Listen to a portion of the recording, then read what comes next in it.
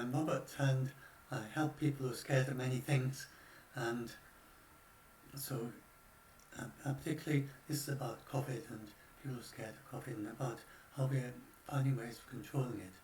And in this case, it's in the United Kingdom and in Bolton, and it's not actually new, but it's new in the United Kingdom that they're doing this, and they're actually bringing together, in Bolton, they've brought together best practice from things that have been developed over the last, basically most of this was known by spring 2020, but it's gradually becoming better understood throughout the world, especially the United Kingdom's been very slow to get to it, because they're actually getting there now. And so they're doing surge PCR tests and getting a turnaround very quickly within a turnaround of just a few hours. So you get your swab and they go around door to door and they collect the swabs, and then they get the test results back later that same day. Now, China achieved that, but only for people with symptoms in February 2020. And then for Uganda, that was the first case of doing it for everyone, symptoms or no symptoms. And that's really a very, very effective way of dealing with a COVID outbreak. If you have the testing capacity, and if you can go around and test everyone, symptoms or no symptoms, then you can stop it very, very fast. As long as people comply with isolation and the contacts comply with quarantine. And so this is what they're doing in Bolton. It's working even with the Delta variant. It would probably work even better, but it's working very well. And part of what's the reason for their success is, and these are the cases that are going down very fast as well, while they're going up everywhere else in other places in the country. And the reason for the success is because they did this surge testing, and then they actually got people going around door to door. And that's something the World Health Organization has been saying since spring 2020. It's what Dr. Mike Ryan calls boot leather epidemiology. You get the best results of all by going around door to door and talking to people. So they were saying that very early in 2020. And Dr. Mike Ryan, he used to do boot leather epidemiology in the Congo, and of course people are still doing that. And he was heading the Congo response for Ebola. And that's in a shooting ball with 14 different groups of people shooting at each other. And they had to wear protection against bullets. So he was saying early in 2020, well, if we can go around door to door when the bullets flying around and doing this boot leather epidemiology, surely you can do it in a wealthy country like, in the wealthy countries around the world. And at last the United Kingdom is now doing it. And this is the Congo, where you have to go to remote villages in jungles, and really quite difficult to get to them, and people shooting as well. So if they could do it in the Congo, surely we could do it in the United Kingdom, and yes we can, and we are doing it. And then also surge vaccination, and that's giving people their second doses.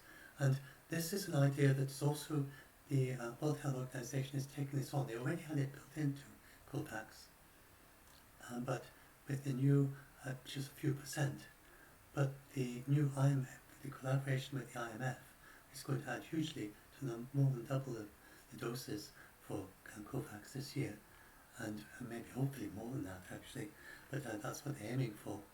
Then they are thinking very much in terms of surge vaccination of entire countries with large hotspots everywhere around the world, in addition to making sure everyone, all the frontline health workers and vulnerable people are vaccinated, and that countries just get on well with their vaccination. But at the same time, when it's got a really bad hotspot in some country, then to make sure they have plenty of vaccines. I suppose India has shown how important that is. Of course, many other countries like that, like Nepal and so on. So this is doing it within a country, surge the vaccines to an area where there's a really troublesome hotspot. And then supported isolation, and this is very, very important. And the United Kingdom is still dragging its heels on that. They give you some level of financial support if you've got very low income or you're unemployed. But they do almost nothing. I don't think they do anything for you if you want to get a decent income and you have to stop your work because of your because you're isolated, or there's a certain level of support there, but it's nothing like enough. I think it's a percentage support. I'd have to look that up to check what they have. But so this, their critics and really their sages themselves, their own scientific advisors, are saying you need to have much stronger support of isolation, and the government is testing this out, and especially amongst the deprived communities with low-paid jobs and with very high levels of occupation of their houses, making it very difficult to isolate, and should offer quarantine in separate hotels. That's not a recommendation that WHO have been saying since early spring in 2020, but it's gradually coming in early summer in 2021. At last, the United Kingdom is beginning to do these things, and this will make a huge difference. So it's not surprising. It's what Dr. Maria Van Kerkhove calls muscle memory, and that we are just not used to dealing with something like this, whereas in Southeast Asia they were very used to dealing with SARS. We would hit them pretty hard. In Africa they used to Ebola and many other things that need this sort of approach. But we just haven't got the background in the United Kingdom, not recently. However, interestingly, quarantine isolation was very common in the United Kingdom and throughout the world in the 1930s. And this is an English writer, Arthur Ransom. And if this was the 1930s, people would be, they wouldn't be surprised at all. There'd be no question about the need for supported isolation and supported quarantine, and the absolute importance of quarantine and isolation if this was the 1930s. And paradoxically, it's the vaccine that have led to people forgetting about this. So back then, there were no vaccines for mumps or measles or anything much. I think there was smallpox vaccines, but even that it wasn't very much at that point. I think it was very early days for that too. And so, and this is the actual story. So first of all, there's actually the people around who remember that, and this is a lady who remembers in the 1930s how if you had scalp fever, mumps, measles, German measles, chickenpox, whooping cough, rubella. I had rubella, and I had to stay in bed for 7 days in a dark room. And some of these diseases, you had to put a quarantine sign on their door. And in school, children missed a lot of school. And look at the length of them: 40 days for polio, 4 weeks for diphtheria. And if you look at another one, 21 days for scarlet fever. And for whooping cough, 21 days from onset of runny nose. And mumps was 5 days before swelling until swelling gone. So a total of 7 days. And in this Arthur Ransom story, there's a fictional tale. Now mumps is not that serious for most people, but it can be very serious if it gets to the brain. And at the time, they thought it could also lead to pregnant women to have miscarriages, though that is no longer thought to be true. And there's various other possible serious effects of it, and less serious effects. Anyway, so in this fictional story, Arthur Ransom, then the eldest child, aged 12, catches mumps, so has to be isolated from everyone, including the other children, and the other children had to be quarantined as contacts of Nancy Blackett, and even though they never had symptoms. So none of them could go back to boarding school for 4 weeks. I presume that was the quarantine period they were using back then. So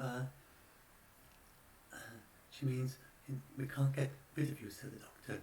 We won't have you back at school until I say there's no chance of you coming out with mumps after you got here and giving it to everyone else. And so that's the setting of the story. And so they have 4 weeks of adventures in the winter holiday because they're all being quarantined for mumps. It's sailing adventures. Arthur Ransom, famous for his sailing adventure stories for young kids. And so, yeah, that's it. Life before vaccine. So if it was back then, people wouldn't question this at all. But it still works. And basically we have to relearn the lessons of the 1930s, that isolation and quarantine works and makes sense. And even with the vaccine as well, it's important to isolate and quarantine because the vaccines are not perfect. And that's how New Zealand, Taiwan, Vietnam, Australia, Taiwan, etc., they all controlled it in that way. United Kingdom did it for a few days, for a few weeks, week or two or so, and then once they got to 400 cases, they just said, oh, we can't do this anymore. Remember back then they didn't have PCR tests. They just isolated and quarantined based on the symptoms. And we could have done it based on symptoms as well, if we really wanted to. And the thing is, isolation and quarantine doesn't really work for flu, but it does for COVID. And so this is basically a turnaround. That's going to make a huge difference as we gradually begin to realise that quarantine, isolation, surge testing really works. Basically, we've got to remember the lessons of the 1930s, which we've forgotten, and then add to that these superbly effective vaccines, and we really can stop this. And there's no reason why we can't go with a combination of the vaccines. They're not yet effective enough to stop it on their own, but combine the vaccines with these lessons from the 1930s, and from contemporary Eastern Asia, and from New Zealand and Australia, and Taiwan, and South Korea, and Singapore. And we can stop it in the autumn in the United Kingdom. We could have probably stopped it by the summer if we'd done this really effectively.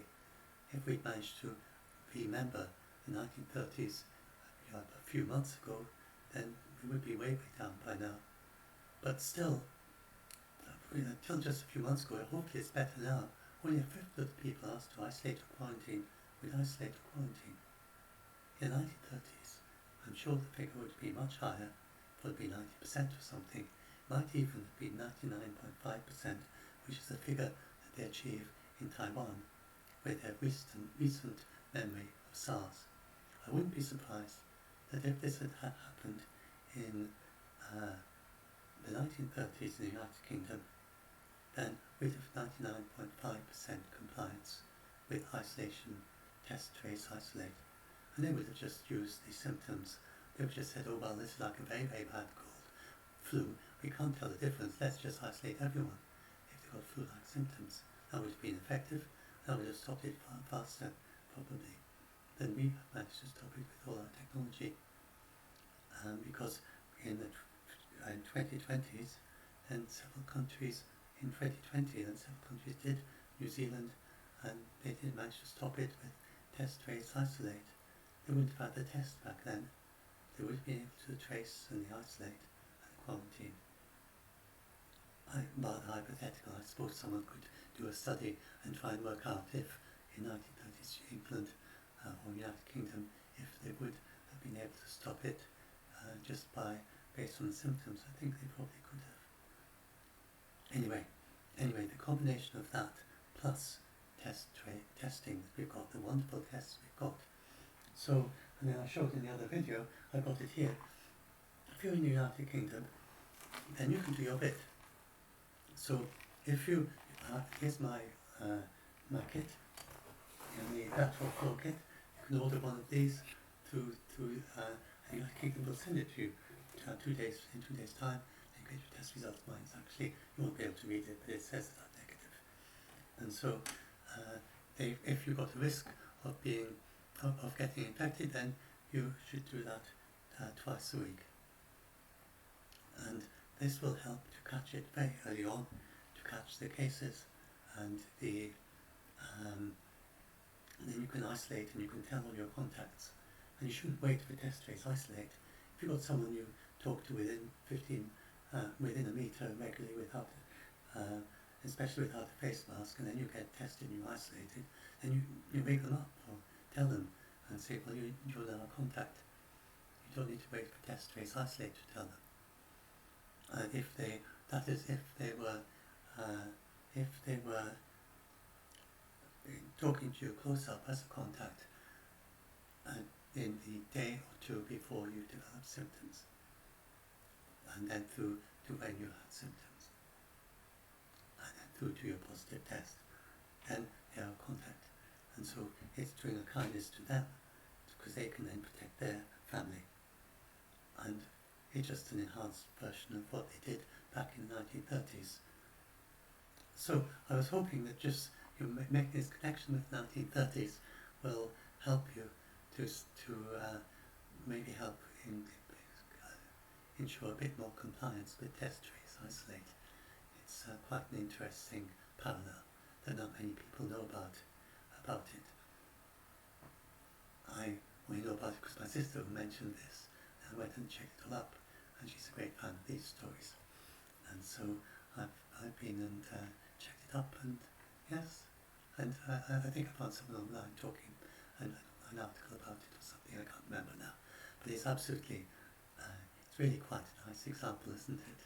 So I hope this helps. I'll upload this, and just to shout out for our Doomsday Debunk group, and we welcome anyone in. And right now, of course, a lot of people get scared of COVID, so if you're knowledgeable about that topic area, you may be able to help some of the scared people. They're scared of all sorts of things. And do read and if you're scared, then do join the group. And do read the rules at the head of the group. And it's very important before you post or before you comment. Basic things, but no thought of our group, but perhaps a quarter, maybe even more, are autistic. So it has to be very rule-based how we do the moderating, because they can follow rules easily.